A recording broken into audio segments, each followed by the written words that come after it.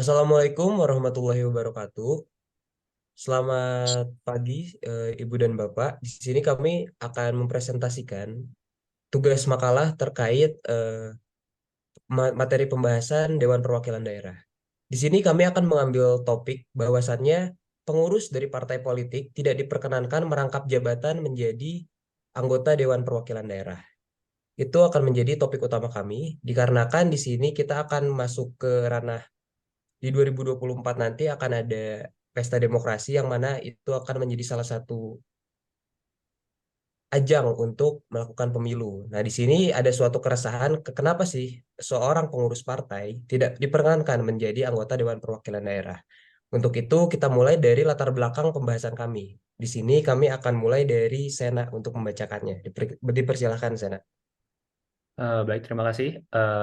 Saya akan membacakan latar belakang mengenai tugas makalah berjudul Ketua Partai Politik tidak diperkenankan menjadi anggota Dewan Perwakilan Daerah. Konstitusi dari hasil perubahan telah melahirkan beberapa lembaga-lembaga negara yang diantaranya pada cabang kekuasaan legislatif. Konstitusi hasil perubahan tersebut melahirkan Dewan Perwakilan Daerah atau DPD sebagai lembaga baru yang akan menjamin terwujudnya hubungan pusat dan daerah yang lebih baik dan bertanggung jawab. Pada era Orde Baru, realitasnya ketidakadilan dan kurang meratanya pembangunan di tingkat pusat dan daerah telah memicu suatu ingin yaitu perlunya melembagakan aspirasi setiap daerah yang dulunya berwujud utusan daerah menjadi perwakilan daerah. Dengan berlandaskan untuk menciptakan check and balances di tubuh parlemen itu tersendiri, terbentuklah DPD dengan salah satu tujuannya yaitu agar produk-produk perundang-undangan yang dibuat dapat lebih aspiratif. DPD juga diharapkan dapat hadir dan membantu sebagai lembaga yang mampu membantu mengatasi permasalahan kesenjangan yang terjadi antara pusat dan daerah sesuai semangat otonomi daerah yang dapat menjamin keadilan, demokrasi, dan jaminan keutuhan integritas wilayah negara. Pada saat ini, dari data-data menunjukkan lebih dari 50% anggota DPD telah bergabung dengan partai politik. Data lebih spesifik juga menunjukkan bahwa hingga akhir 2017 terdapat 78 dari 132 keanggotaan DPD yang telah menjabat menjadi pengurus partai politik. Lalu muncul putusan Mahkamah Konstitusi nomor 30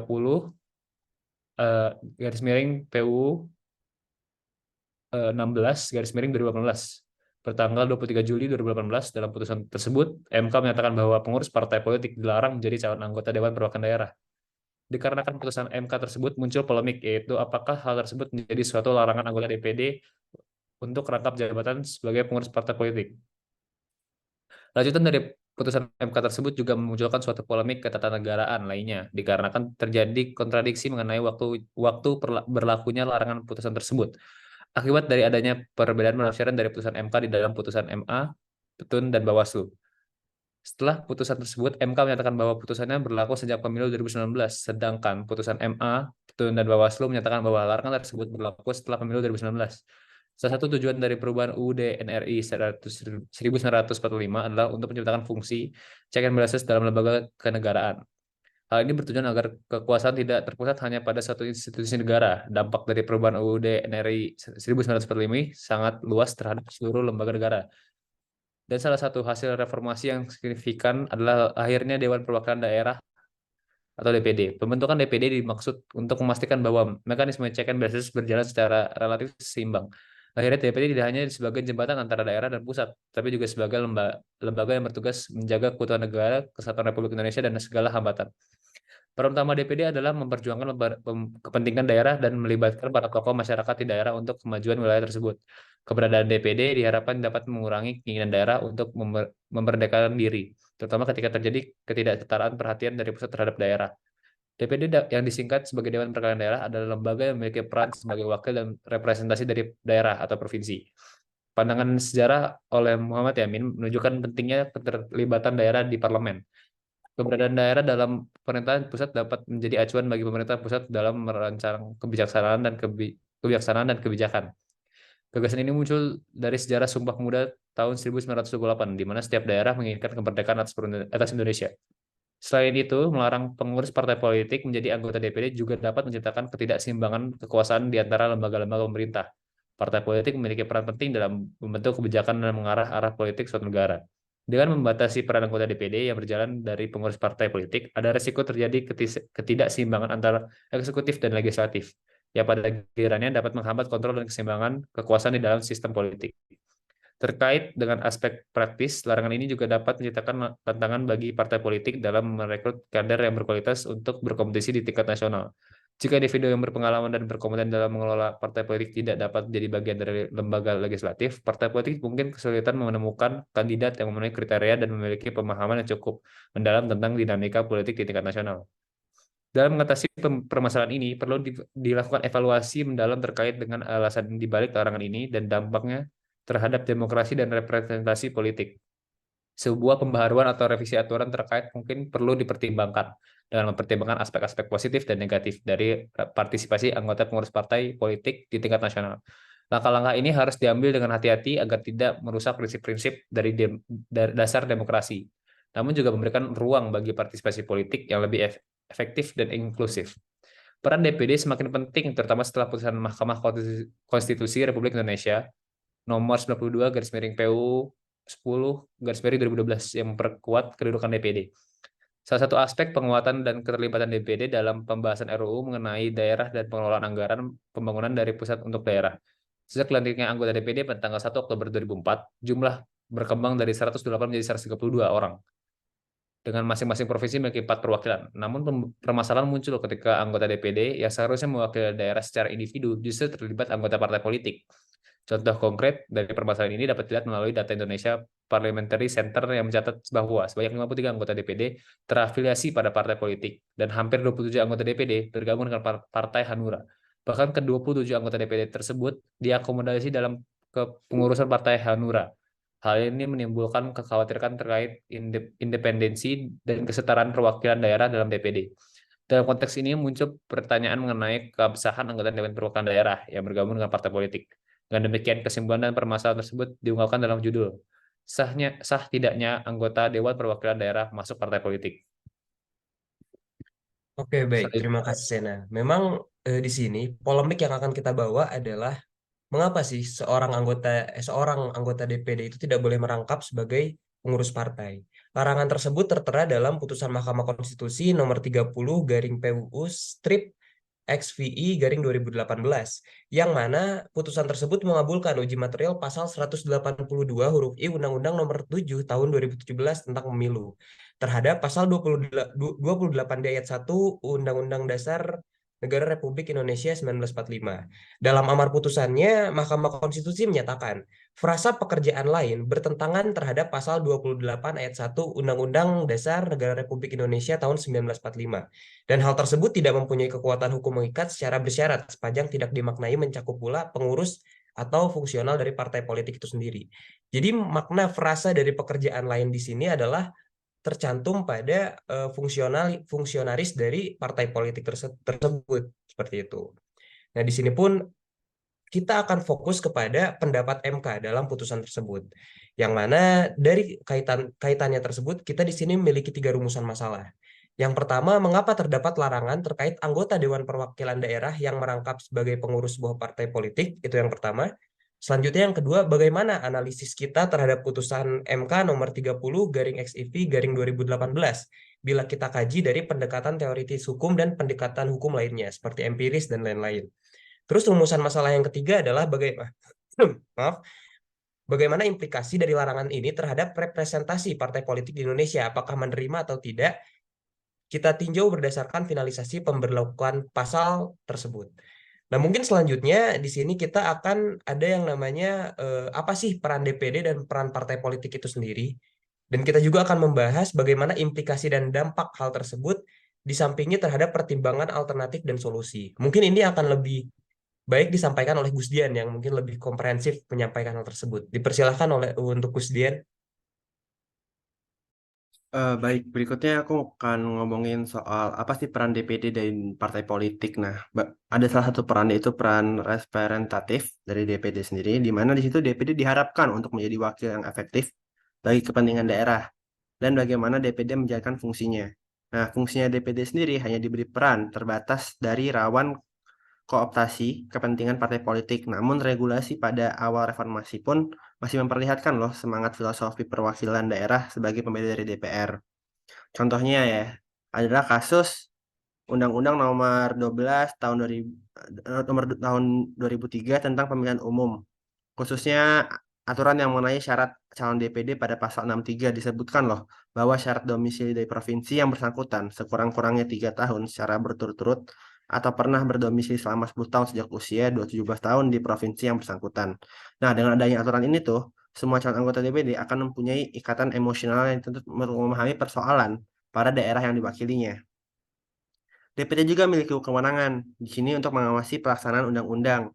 DPD sebagai badan perwakilan berbasiskan kewilayahan seharusnya dapat memainkan peran penting dalam penyelenggaraan pemerintah karena beberapa hal. Pertama, DPD menjalankan fungsi pemeriksaan dan penyeimbangan atau check and balances system.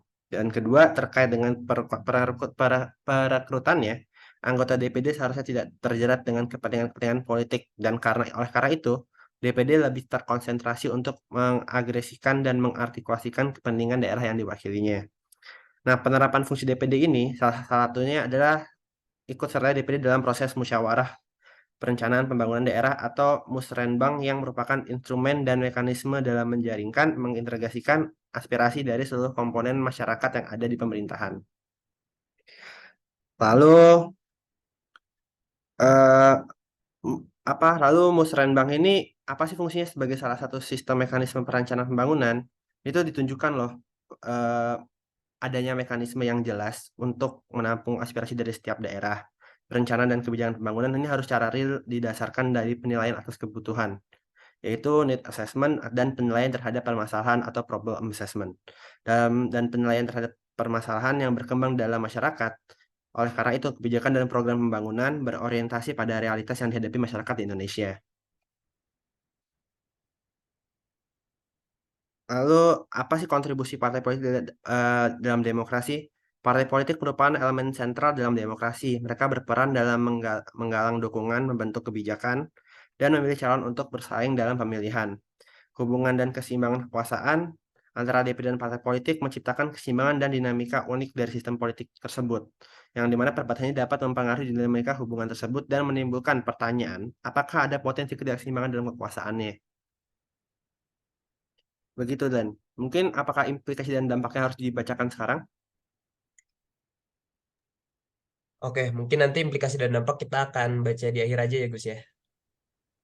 Oke, mungkin selanjutnya kita langsung ke pembahasan utamanya saja. Yang tadi dari masalah yang pertama, apa sih legal reasoning kalau misalkan kita kaji dari perspektif hukum, anggota DPD kenapa sih tidak diperbolehkan merangkap menjadi pengurus partai politik? Nah, mungkin ini teman saya Zumardi sudah membuat suatu legal reasoning, boleh untuk disampaikan kepada para analis. Dipersilahkan Azumardi. Baik, terima kasih Adlan. Di sini saya akan sedikit menerangkan tentang pembahasan kami ya, tentang legal reasoning ini terkait anggota DPD yang tidak diperbolehkan merangkap menjadi pengurus partai politik. Nah, analisis ketentuan larangan pengurus partai politik menjadi anggota DPD perlu dipahami berdasarkan awal mula pembentukan DPD. Tujuan pembentukan DPD secara teoritis untuk membangun sebuah mekanisme kontrol dan keseimbangan antara cabang kekuasaan negara dan dalam lembaga legislatif. Ruang tersebut diberikan melalui keterlibatan dan keikutsertaan daerah dalam pengambilan keputusan-keputusan politik di tingkat nasional, terutama yang berkaitan dengan kepentingan daerah. Hal ini dipandang penting karena sebelum perubahan UUD NRI 45, aspirasi daerah dapat dikatakan hampir tidak terakomodasi. Pentingnya mendengar aspirasi daerah dan melibatkannya dalam pengambilan keputusan politik untuk hal-hal tertentu juga dimaksudkan sebagai bagian dari constitutional engineering untuk mengatasi dan mencegah timbulnya ketidakpuasan daerah. Nah, dilakukannya amandemen ketiga, UUD RI 45 bertujuan untuk memperhitungkan kepentingan daerah dengan munculnya Dewan Perwakilan Daerah yang diwakili oleh 4 anggota dari setiap daerah, memiliki cakupan yang lebih luas dari DPR. Meski jumlah anggotanya banyak, kewenangannya itu terbatas, menggambarkan kondisi DPD sebagai pohon bonsai yang tumbuh namun dikerdilkan dan dipotong, tidak memiliki kewenangan substansial setelah terpilih. Nah, melihat situasi ini, banyak anggota DPD yang justru memilih untuk bergabung dengan parpol. Hal ini dilakukan dengan harapan tercapainya keseimbangan antara DPD dan DPR, sehingga peran DPD dapat diakui setidaknya dengan memiliki sedikit kewenangan dalam pembangunan daerah. Walaupun demikian, Undang-Undang MD3 tidak secara spesifik mengatur apakah anggota DPD ini diperbolehkan untuk menjadi anggota parpol. Nah, tindakan anggota DPD menjadi anggota parpol menyebabkan adanya kepentingan dalam tubuh DPD. Jika dikaji berdasarkan UU MD 3, disebutkan dalam pasal 302 ayat 1 ke 1 anggota DPD dilarang merangkap jabatan. Yang pertama itu pejabat negara lainnya. Kemudian hakim pada badan peradilan atau pegawai negeri sipil, anggota Tentara Nasional Indonesia atau Kepolisian Negara Indonesia, pegawai pada badan usaha milik negara, badan usaha milik daerah, atau badan lain yang anggarannya bersumber dari APBN atau APBD. Oleh karena itu, pada pasal 302 ayat 1 huruf C, yaitu anggota DPD dilarang merangkap jabatan pada suatu badan yang mana badan tersebut anggarannya berasal dari APBN atau APBD.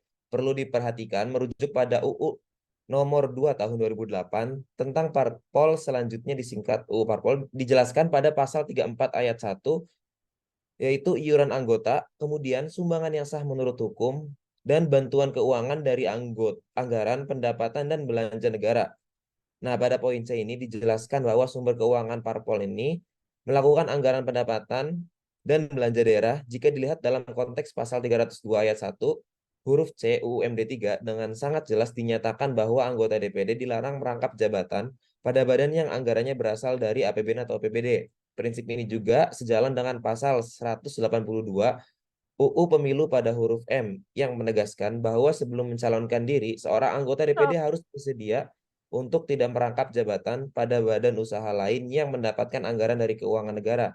Menurut Refli Harun, seorang pakar hukum tata negara, anggota DPD yang bergabung dengan partai politik melakukan tindakan politik yang disebabkan oleh rasa putus asa terhadap kurangnya perhatian terhadap DPD. Langkah ini diambil sebagai upaya untuk memperkuat DPD, meskipun seharusnya menurut prinsip kelembagaan politik, DPD seharusnya tidak memiliki afiliasi kelompok atau parpol. Penguatan DPD tersebut merupakan sebuah langkah yang dapat diwujudkan melalui 3 cara, yaitu formal amandemen atau amandemen konstitusi secara resmi, uji materi ke Mahkamah Konstitusi, dan konvensi ketatanegaraan. Refli Harun menyoroti bahwa keanggotaan DPD yang terlibat dalam partai politik mengindikasikan strategi politik yang didorong oleh ketidakpuasan terhadap kurangnya perhatian terhadap DPD. Dengan kata lain, bergabungnya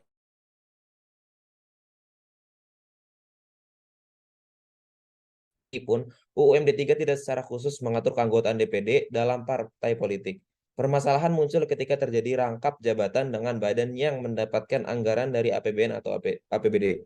Mungkin dari saya cukup sekian, Saudara Adlan. Mungkin contohnya ini akan disampaikan oleh Saudara Rahsyanda. Terima kasih. Oke, baik, terima kasih Azi. Mungkin Azi tadi sudah memberikan contoh terkait legal reasoning terhadap pasal-pasal seperti pasal 302, 182, Undang-Undang Pemilu, dan Undang-Undang MD 3.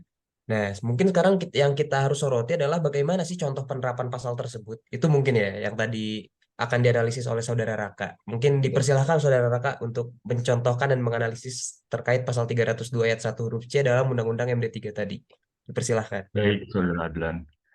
Sebagai contoh, pada pasal 302 ayat 1 huruf C dalam UU MD 3 dengan jelas melarang anggota DPD merangkap jabatan pada badan yang anggarannya bersumber dari APBN atau APBD.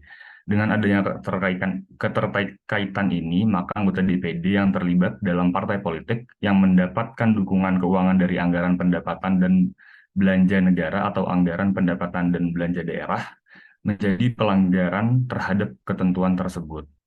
Oleh karena itu, perlu adanya penjelasan dalam UU MD 3 untuk menjelaskan syarat dan batasan yang pasti terkait keanggotaan DPD dan apakah diperbolehkan atau tidak bagi anggota DPD untuk menjadi anggota partai politik.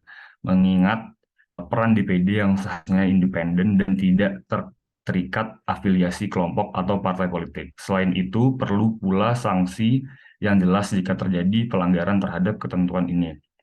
Terdapat 3 metode yang dapat diambil untuk memperkuat peran DPD, yakni melalui formal amandemen atau perubahan konstitusi secara resmi, uji materi ke Mahkamah Konstitusi, dan konvensi ketatanegaraan.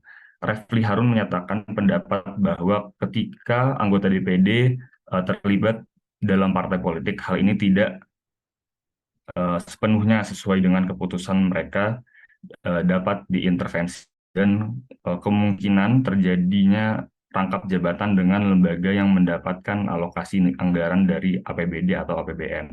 Oleh karena itu, untuk mengatasi permasalahan ini perlu adanya klarifikasi dalam UU MD 3 yang menjelaskan syarat pasti untuk calon anggota DPD, apakah diizinkan atau tidak menjadi anggota partai politik. Itu perlunya penjelasan mengenai batasan yang pasti setelah seseorang menjadi anggota DPD, yang dapat atau tidak dapat dilakukan, beserta sanksi yang akan diberikan dalam kasus pelanggaran. Hal tersebut dibuktikan berdasarkan dengan adanya putusan Mahkamah Konstitusi nomor 30 ayat 16 tahun 2018 yang pada dasarnya didasarkan pada pertimbangan untuk menjadi independensi dan integritas lembaga legislatif seperti DPD, serta untuk mencegah potensi konflik kepentingan, penting untuk menghindari jabatan yang dapat mempengaruhi kemandirian dan keobjektifan anggota lembaga legislatif. Aturan semacam itu mungkin dianggap perlu untuk memastikan bahwa anggota DPD dapat memenuhi tugas dan tanggung jawab mereka dengan fokus pada representasi daerah tanpa adanya konflik kepentingan yang mungkin muncul jika mereka juga menjabat sebagai ketua partai politik. Pendekatan ini sejalan dengan prinsip-prinsip demokrasi, transparansi, dan akuntabilitas yang mengharuskan lembaga-lembaga pemerintahan dan legislatif untuk bekerja secara independen dan melayani kepentingan masyarakat secara keseluruhan. Jika ada putusan Mahkamah Konstitusi yang menguatkan aturan semacam itu, hal itu mungkin dipandang sebagai langkah politik untuk memperkuat prinsip-prinsip demokrasi dan tata kelola pemerintahan yang baik. Mungkin sekian, Saudara Adlan. Oke, baik. Terima kasih, Raka. Jadi, pengaplikasian pasal tersebut memang diinterpretasikan terhadap untuk menjaga independensi dan integritas lembaga legislatif, yang mana itu dikhususkan kepada DPD. Nah, integrasi tersebut akhirnya dikukuhkan oleh adanya putusan Mahkamah Konstitusi nomor 30/XVI/2018. Hal tersebut akhirnya memperkuat prinsip-prinsip demokrasi dan tata kelola pemerintahan yang baik sejalan dengan amanat konstitusi. Nah, setelah kita melihat keputusan tadi, mungkin ada baiknya untuk kita menganalisis nih, apa sih isi dari putusan tersebut? Ini masuk ke rumusan masalah yang kedua. Di sini kita akan menganalisis putusan Majelis Hakim Mahkamah Konstitusi nomor 30/PUU/XVI tahun 2018. Kita akan melihat berdasarkan pendekatan teoritis dan empiris hukum. Mungkin di sini ada Saudara Rifangga yang telah menganalisis putusan tersebut secara komprehensif. Dipersilahkan untuk Saudara Rifangga untuk memulai. Baik, terima kasih Saudara Adlan atas kesempatan dan waktunya. Di sini saya sendiri akan menjelaskan hasil analisis putusan Majelis Hakim Mahkamah Konstitusi nomor 30/PUU nomor 16/2018 ditilik berdasarkan pendekatan teoritis dan empiris hukum.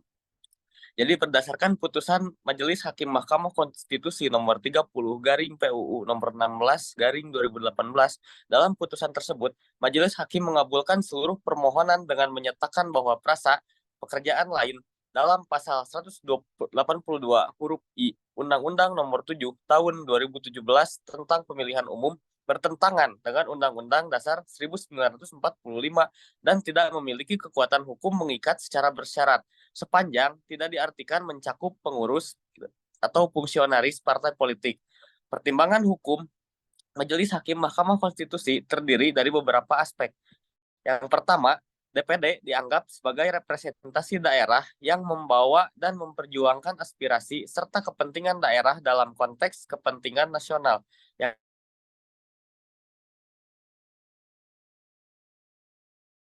harusnya dilakukan oleh individu yang berasal dari luar partai politik. Anggota DPD diharapkan berasal dari tokoh-tokoh daerah yang memahami kebutuhan sebenarnya di daerah mereka. Ketiga, persyaratan untuk anggota DPD menyatakan bahwa mereka tidak boleh menjadi pengurus partai politik atau berasal dari partai politik. Bertujuan untuk mencegah kemungkinan terjadinya distorsi politik dalam bentuk perwakilan ganda atau double representation. Yang keempat, Mahkamah Konstitusi menunjukkan konsistensinya dalam putusannya terkait keanggotaan DPD sesuai dengan desain Undang-Undang Dasar 1945 yang menyatakan bahwa anggota DPD tidak berasal dari partai politik. Kelima, mengingat pasal 182 Undang-Undang Pemilu tidak secara tegas melarang pengurus partai politik untuk mencalonkan diri sebagai anggota DPD, Mahkamah Konstitusi sebagai penjaga konstitusi menegaskan kembali pendiriannya bahwa pengurus partai politik yang menjadi anggota DPD bertentangan dengan Undang-Undang Dasar 1945. Nah, selanjutnya terdapat beberapa bentuk analisis terkait hal-hal yang di atas yang dijabarkan menjadi beberapa poin-poin sebagai berikut. Poin pertama, konteks historis dan kepentingan DPD.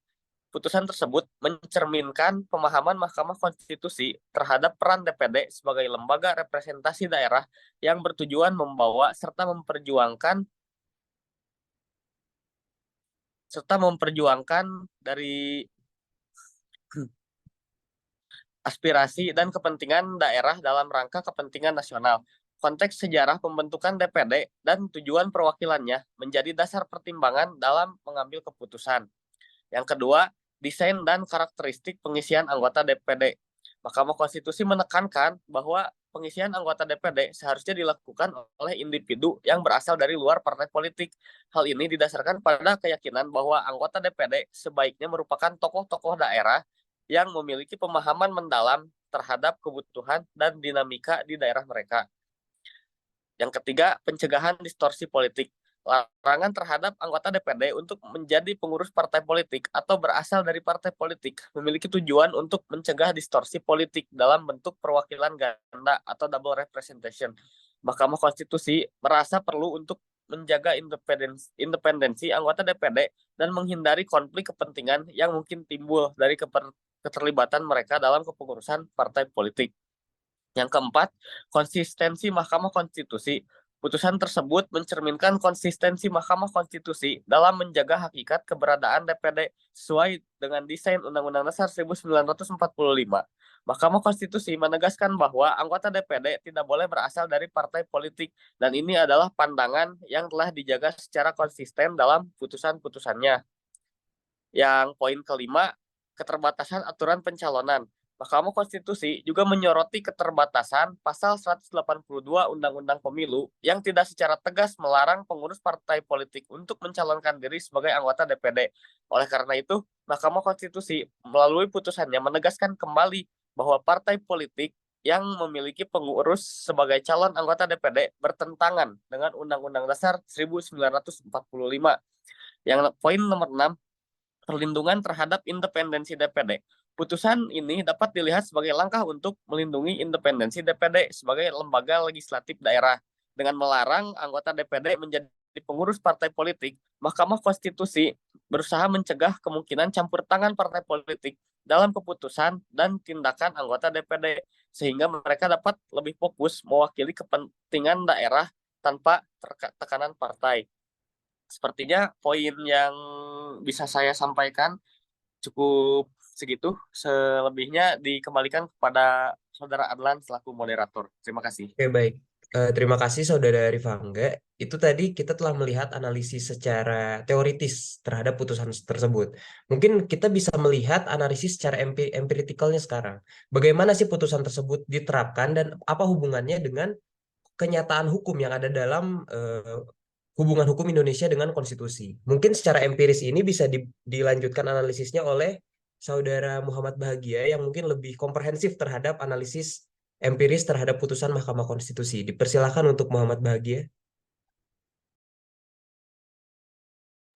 Baik, terima kasih moderator. Untuk melanjutkan hasil analisis dari apa yang tadi disampaikan oleh rekan saya tadi, saya akan melanjutkan pada nomor 7, di mana nomor 7 dari analisis ini adalah mendukung prinsip representasi yang jelas, di mana adanya Mahkamah Konstitusi menekankan bahwa anggota DPD seharusnya tidak berasal dari partai politik untuk memastikan representasi yang jelas. Hal ini sesuai dengan keyakinan bahwa perwakilan DPR itu seharusnya mewakili suara kepentingan masyarakat daerah, bukan hanya kepentingan partai politik tertentu. Lalu adanya poin berikutnya tentang penguatan prinsip anti perwakilan ganda. Hal ini merupakan hasil analisis yang menggambarkan bahwa putusan ini menguatkan prinsip anti perwakilan ganda atau yang disebut dengan double representation dalam sistem perwakilan. Dengan melarang anggota DPD menjadi pengurus partai politik, Mahkamah Konstitusi berusaha menghindari potensi konflik kepentingan dan kecenderungan untuk memberikan perwakilan ganda yang dapat merugikan integritas lembaga legislatif. Untuk poin selanjutnya ada tentang mendorong kualitas calon anggota DPD. Di mana dengan mengharuskan calon anggota DPD tidak berasal dari partai politik, putusan ini dapat dianggap sebagai upaya untuk mendorong kemunculan calon-calon DPD yang memiliki kualitas dan keberagaman yang lebih baik. Baik, poin selanjutnya tentang penguatan prinsip hukum tata negara. Hal ini merupakan suatu analisis yang penting juga, di mana putusan ini mencerminkan peran Mahkamah Konstitusi sebagai penjaga prinsip hukum tata negara. Yang ke-11, adanya implikasi praktis dan penyelenggaraan pemilu, di mana dalam praktis dari putusan ini dapat terlihat dari penyelenggaraan pemilihan umum, di mana partai politik harus memastikan bahwa calon DPD yang diusung itu tidak terlibat dalam kepengurusan partai politik. Lalu di sini ada poin ke-10 tentang hasil analisis tadi yang telah diperkuat oleh teman saya, bahwasanya poin ke-10 ini menjelaskan tentang penguatan prinsip hukum tata negara. Adanya prinsip hukum tata negara, putusan ini mencerminkan peran Mahkamah Konstitusi sebagai penjaga prinsip hukum tata negara. Dengan menyatakan bahwa perasa pekerjaan lain dalam pasal 182 bertentangan dengan Undang-Undang Dasar 45, Mahkamah Konstitusi secara efektif membentuk landasan hukum yang konsisten dengan prinsip-prinsip dasar negara. Adapun poin terakhir yaitu implikasi praktis dan penyelenggaraan pemilu. Dalam praktis ini, dalam putusan ini dapat terlihat dalam penyelenggaraan pemilihan umum, di mana partai politik harus memastikan bahwa calon DPD yang diusungnya tidak terlibat dalam kepengurusan partai politik. Hal ini memunculkan tantangan baru bahwa dalam dinamika politik dan strategi partai politik dalam menyusun kandidat untuk DPD. Setelah dijelaskan dengan beberapa hasil analisis 11 poin tersebut, maka kita dapat menarik sebuah kesimpulan dalam hasil analisisnya saja, di mana analisis penulis di atas mencerminkan pentingnya Mahkamah Konstitusi dalam menjaga prinsip-prinsip demokrasi,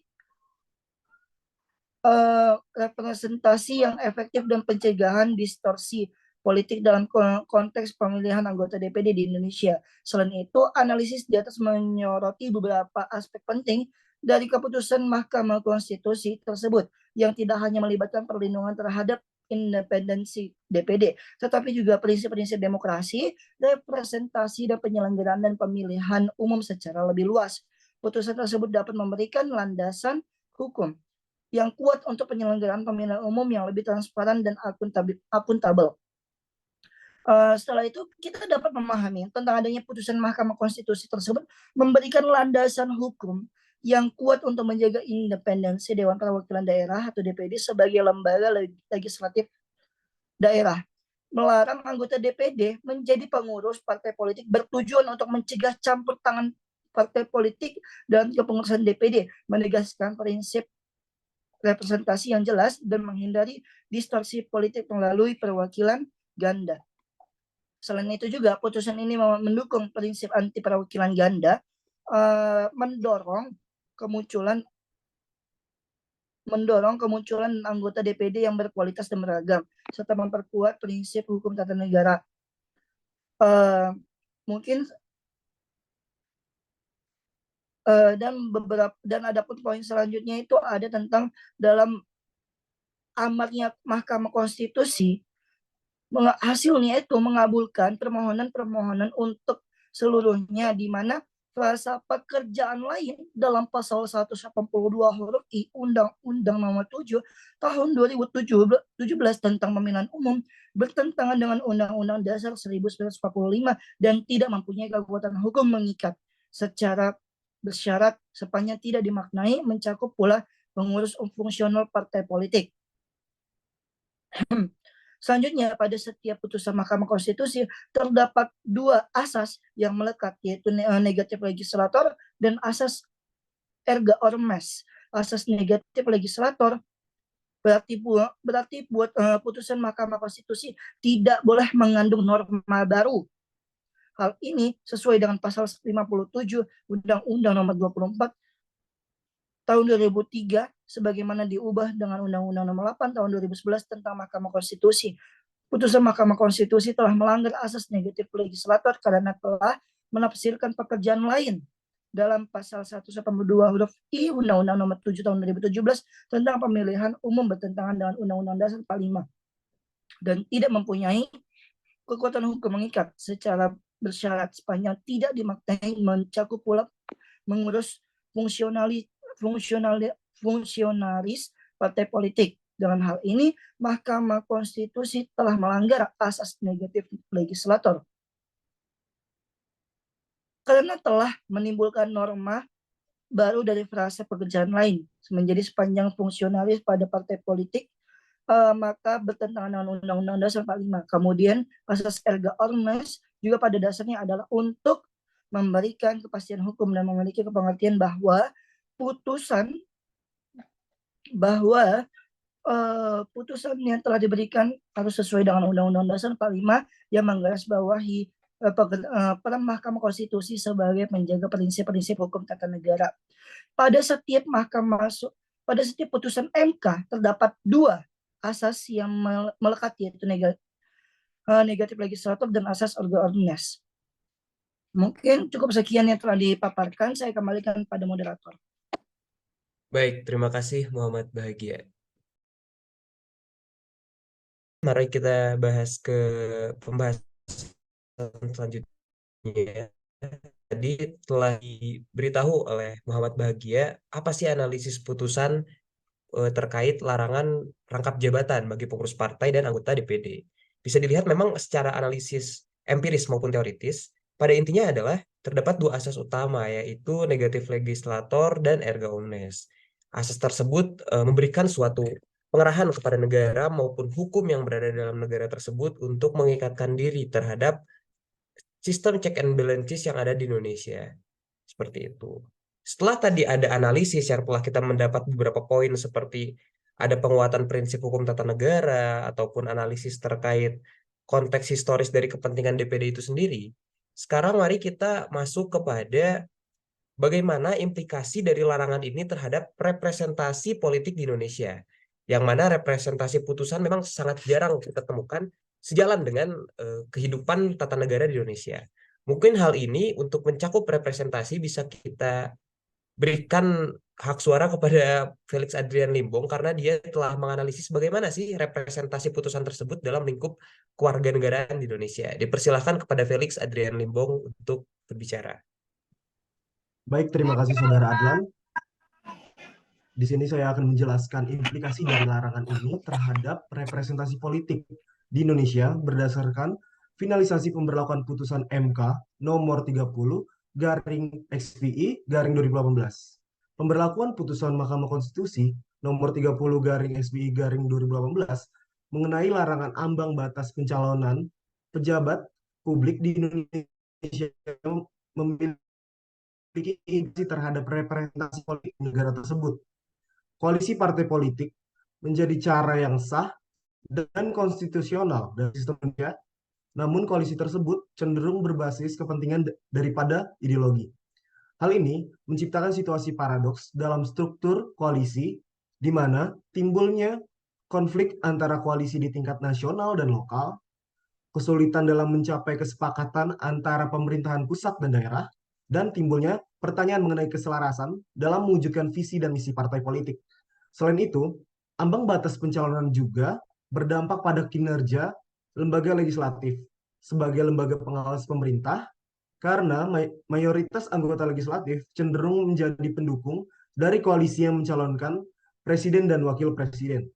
Dengan demikian, larangan terhadap ambang batas pencalonan pejabat publik di Indonesia menyebabkan dampak yang kompleks pada sistem politik, koalisi partai politik, hubungan administratif antara pemerintah pusat dan daerah, serta representasi politik secara keseluruhan. Implikasi tersebut dapat dilihat dalam penerbitan Peraturan Nomor 26 Tahun 2018. Implikasi dari keputusan Mahkamah Konstitusi nomor 30/PUU/XPI/2018 terhadap peraturan Komisi Pemilihan Umum atau KPU yang tercermin dalam penerbitan peraturan nomor 26 tahun 2018 menciptakan dampak komprehensif pada regulasi pemilihan umum di Indonesia.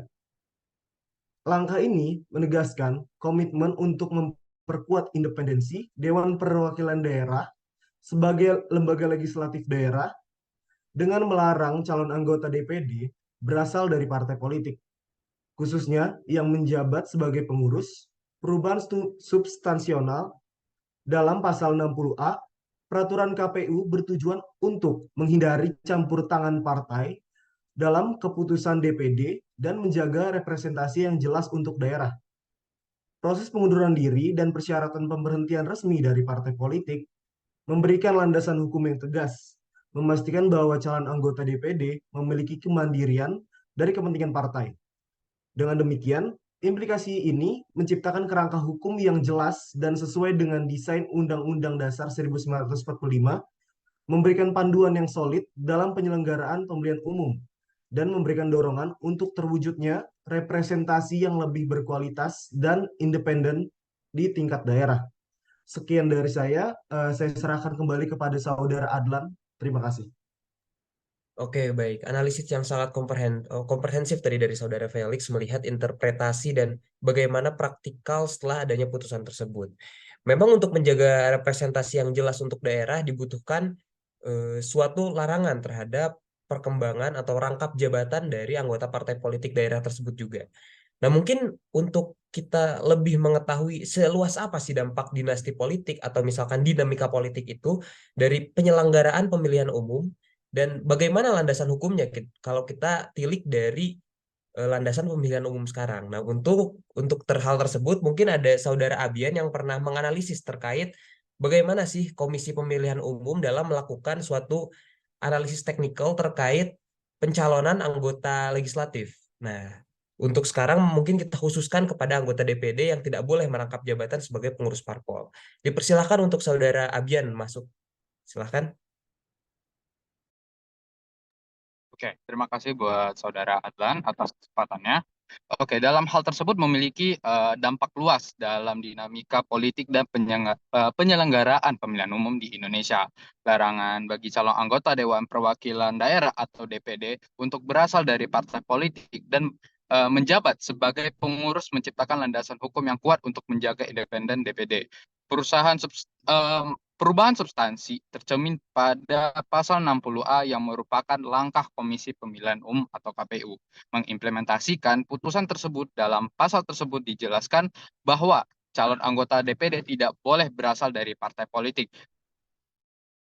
baik tingkat pusat, tingkat daerah, ataupun tingkat kabupaten ataupun kota. Jika seseorang menjabat sebagai pengurus partai politik, ia diwajibkan mengundurkan diri dari posisinya sebagai pengurus partai politik melalui surat pengunduran diri, dan partai politik harus memberikan keputusan resmi tentang pemberitaan calon anggota DPD sebagai pengurus partai politik. Nah, implikasi ini dapat merubah paradigma rekrutmen calon anggota DPD, mengalihkan fokus dari partai politik ke individu yang memiliki pemahaman mendalam terkait kebutuhan daerah. Langkah konkret dalam persyaratan pengunduran diri dan pemberhentian resmi dari partai politik yang memberikan ketegasan aturan mengurangi peluang untuk terjadinya perwakilan ganda dan konflik kepentingan. Selain itu, hal ini mendorong partai politik untuk lebih selektif dalam mengusung calon anggota DPD, mengarah pada peningkatan kualitas dan keragaman representasi di tingkat daerah. Secara keseluruhan, keputusan Mahkamah Konstitusi ini dapat dianggap sebagai langkah positif dalam mengarahkan sistem perwakilan politik ke arah yang lebih demokratis, transparan, dan independen. Selanjutnya kembali ke Saudara Adlan. Oke, baik. Terima kasih banyak Saudara Abian tadi telah memberikan makna konseptualitas dari pasal 60A tadi ya, bentuk interpretasi dari putusan MK tersebut.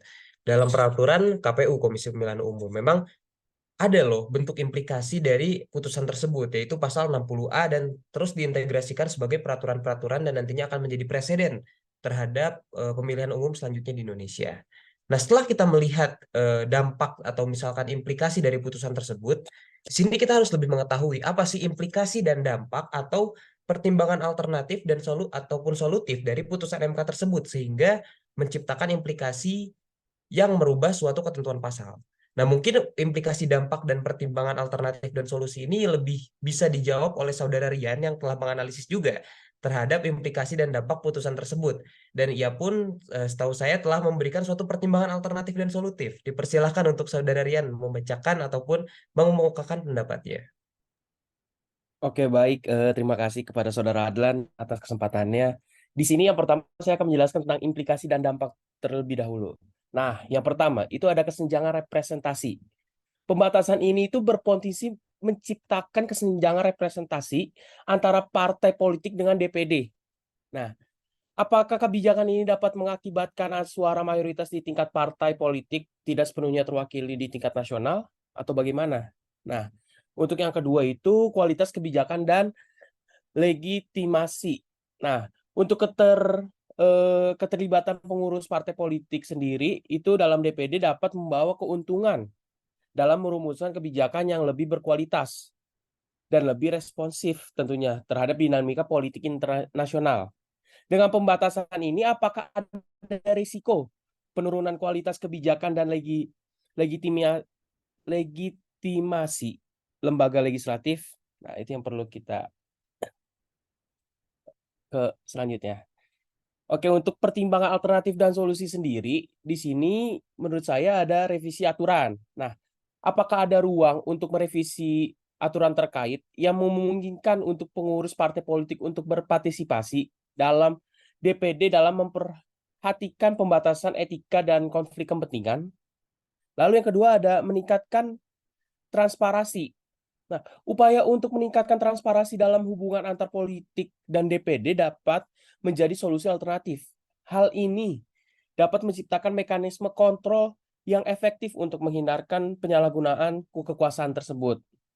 Yang selanjutnya itu solusi dengan memahami latar belakang dan implikasi dari pembatasan ini, kita dapat mendapatkan wawasan yang lebih baik tentang sejauh mana sih kebijakan ini sesuai dengan prinsip-prinsip demokrasi dan perluasan partisipasi politik. Untuk evaluasi yang mendalam terhadap peran DPD dan partai politik serta pertimbangan alternatif dapat membantu merumuskan langkah-langkah yang lebih baik untuk mengatasi permasalahan ini sendiri. Ya, jadi begitu Saudara Adlan pandangan saya.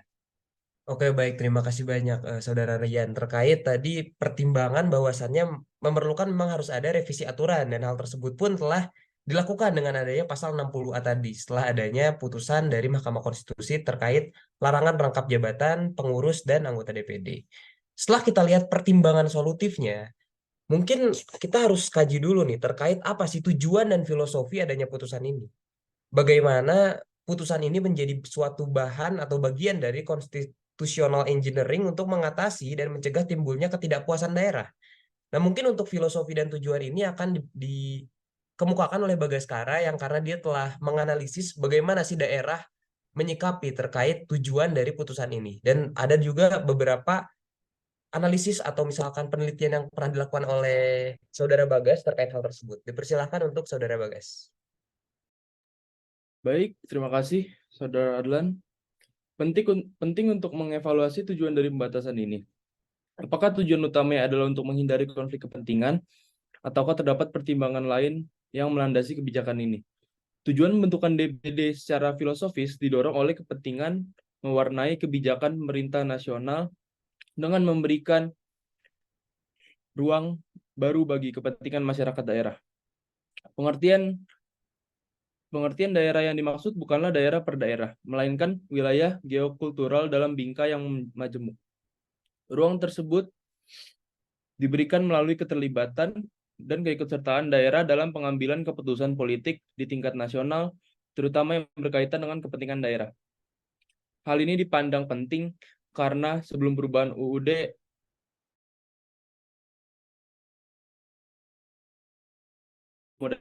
Pentingnya mendengar aspirasi daerah dan melibatkannya dalam pengambilan keputusan politik untuk hal-hal tertentu juga dimaksudkan sebagai bagian dari constitutional engineering untuk mengatasi dan mencegah timbulnya ketidakpuasan daerah yang disebabkan oleh pengambilan keputusan politik yang bersifat sentralistik yang diberlakukan berdasarkan sistem ketatanegaraan yang lama. Pembatasan pengurusan partai politik menjadi anggota Dewan Perwakilan Daerah bertujuan untuk memastikan bahwa DPD menjalankan fungsinya sebagai lembaga perwakilan daerah, bukan lembaga perwakilan partai politik. Hal ini penting untuk memastikan bahwa suara dan aspirasi daerah terdengar dan dipertimbangkan dalam proses pembuatan kebijakan nasional. Perlu dipertimbangkan bahwa DPD memiliki fungsi legislasi dan pengawasan yang bertujuan untuk memastikan bahwa suara dan aspirasi daerah terdengar dan dipertimbangkan dalam proses pembuatan kebijakan nasional. Pembatasan pengurus partai politik menjadi anggota DPD dilakukan untuk memastikan independensi dan representasi yang efektif bagi kepentingan daerah. Sekian. Terima kasih.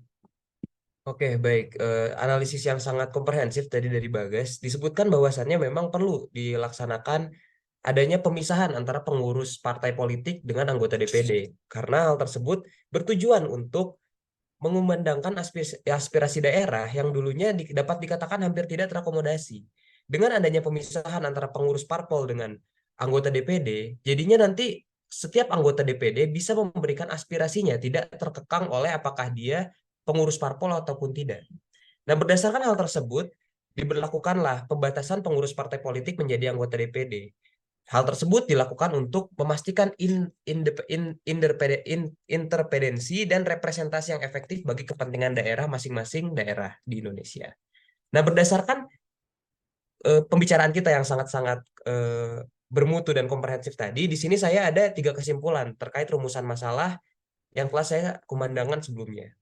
Yang pertama itu adalah larangan bagi anggota DPD untuk merangkap sebagai pengurus partai politik adalah suatu tindakan yang sesuai dengan beberapa alasan. Yang pertama, secara historis saat 2 kamar parlemen Indonesia dibentuk, yaitu DPD sebagai representasi daerah atau territorial representation dan DPR sebagai representasi politik ataupun political representation, kedua perbedaan hakikat perwakilan ini penting untuk menghindari kemungkinan adanya keterwakilan ganda dari fungsi parlemen yang diemban oleh kedua dewan tersebut. Ketiga hal ini berkaitan dengan potensi konflik, yang mana kepentingan terkait penggunaan jabatan sebagai anggota DPD atau institusi DPD untuk kepentingan pribadi, kelompok, ataupun golongan khususnya terkait partai politik. Jadi memang nuansa DPD ini karena dia sifat sistemnya adalah per daerah, harus dikeluarkan dulu dari kepengurusan partai politik. Penggunaan suatu jabatan untuk keuntungan jabatan lainnya dan potensi gangguan terhadap prinsip check and balances antara DPR dan DPD. Maka ini pun menjadi suatu perbedaan antara DPD dan DPR juga. Hal ini pun disebabkan oleh pengawasan anggota DPD terhadap anggota DPR dalam usulan RUU yang menjadi kewenangan DPD yang dapat terhambat. Memang ada usulan RUU juga yang dapat mengklasifikasikan perbuatan-perbuatan tersebut. Serta yang terakhir adanya perbedaan kepentingan antara anggota DPD dan pengurus partai politik yang dapat menimbulkan konflik terkait kebijakan lembaga dan kebijakan partai politik. Sebetulnya concern dari rumusan pertama itu adalah yaitu adanya konflik, yang mana di sini kita harus memisahkan antara konflik dari partai politik itu sendiri dengan konflik dari DPD yang mana itu mengurusi kepentingan dari daerah. Nah, berdasarkan analisis penulis, ini untuk rumusan yang kedua, putusan Mahkamah Konstitusi nomor 30/PUU/XPI tahun 2018 yang merupakan putusan yang melarang anggota Dewan Perwakilan Daerah menjadi pengurus partai politik memiliki suatu implikasi besar terhadap integritas dan independensi lembaga legislatif daerah. Putusan tersebut bertujuan untuk mencegah campur tangan partai politik dalam keputusan DPD, memastikan representasi yang jelas dari anggota calon DPD, dan menghindari distorsi politik melalui perwakilan ganda. Nah, di sini dalam konteks yang lebih praktis, putusan ini memaksa partai politik untuk mematuhi aturan tersebut dalam menyusun kandidat DPD, menciptakan dinamika baru dalam strategi politik.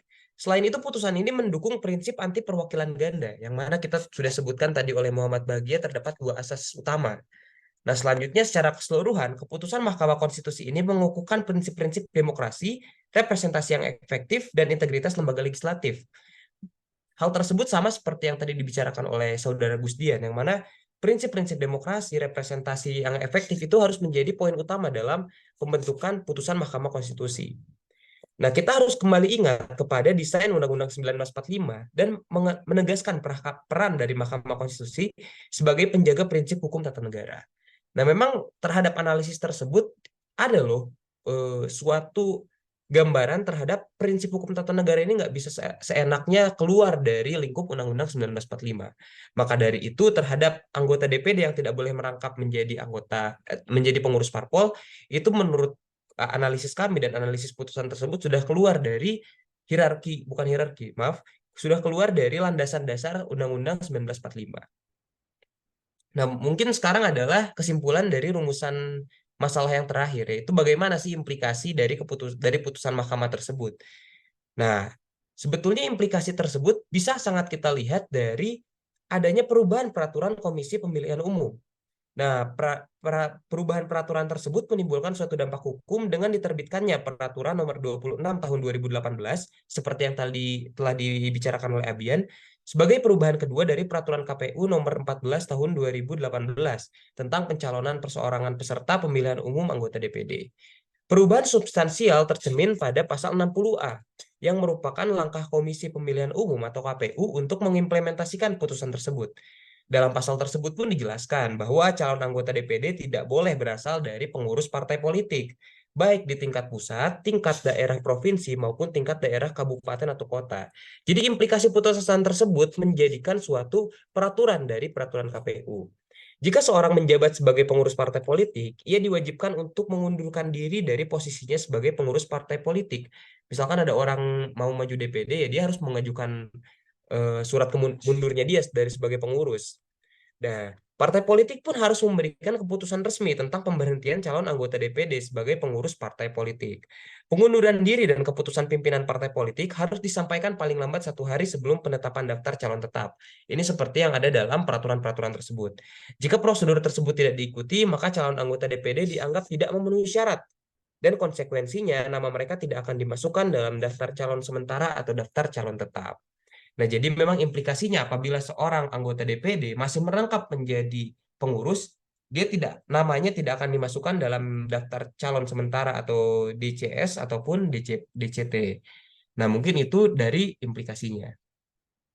Setelah berbagai analisis yang telah kami lakukan, di sini memang benar secara dasen maupun dasolen, kita lihat dari perspektif hukum yang ada di Indonesia, terutama hukum tata negara, seorang pengurus partai politik tidak boleh atau tidak diperkenankan menjadi anggota Dewan Perwakilan Daerah berdasarkan apa yang telah kami bahas tadi.